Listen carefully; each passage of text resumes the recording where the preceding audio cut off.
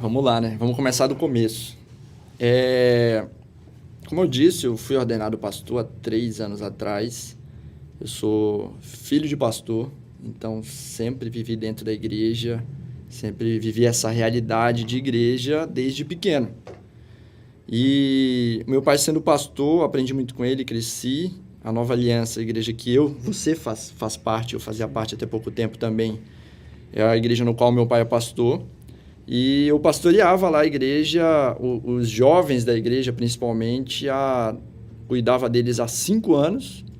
Nesse período fui ordenado pastor e continuei cuidando deles, trabalhando, fazendo trabalho na igreja.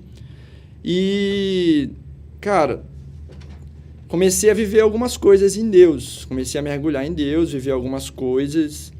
E comecei a entender um propósito no que Deus tinha para a minha vida. O que Deus tinha para eu viver. Então, para ser um pouco mais resumido, né? Lembro que eu estava numa viagem e esse cara estava junto. Será que por isso que chamaram a gente? Né? Não, isso não tem nada a ver com essa decisão, viu? Nossa, foi o cara que mandou embora, mano. Agora tá fazendo sentido. Não, eu tava numa viagem, a gente fez uma viagem para Balneário Camboriú, foi as nossas famílias todas, né? Fui eu, minha esposa, minha filha, ele, a esposa dele, a filha dele. A gente foi para Balneário. Antes a gente passou em Curitiba. E de Curitiba, ele foi pregar na igreja de um colega, o Jonathan, lá da Reino Church, em Paranaguá.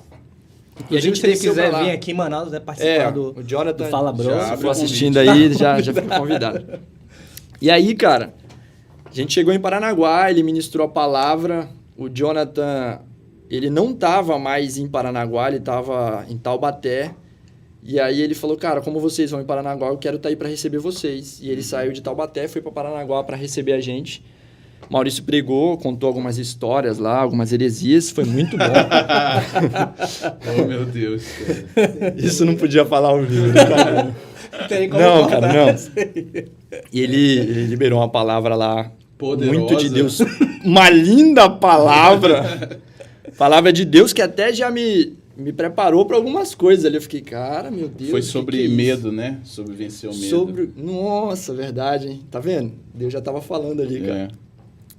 E aí, no fim da palavra, a gente foi pra casa do Jonathan. A gente falou, cara, vamos lá, vamos comer uma pizza, vamos ter um tempo. E a gente foi pra lá.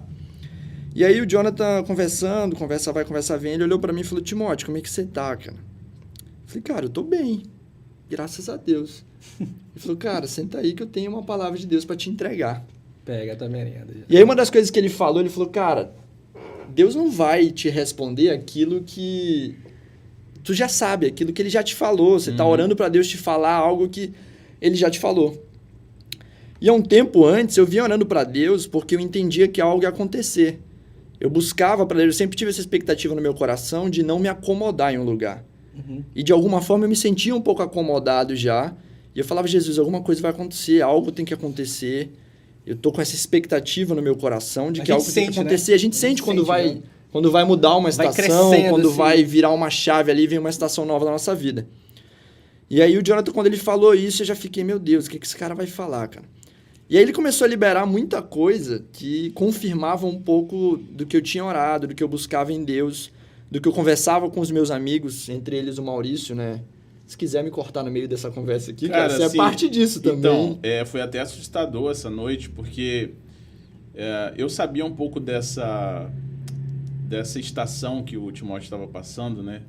Desafiadora, mas eu sempre respeitei o espaço dele, sempre respeitei as decisões que ele tinha que tomar. E quando o Jonathan, né? Um abraço para ele se ele estiver assistindo. Quando o Jonathan ele chegou intencionalmente, diretamente para responder algo dele, que eu sabia, mas que eu não havia comentado nada, eu fiquei até assustado.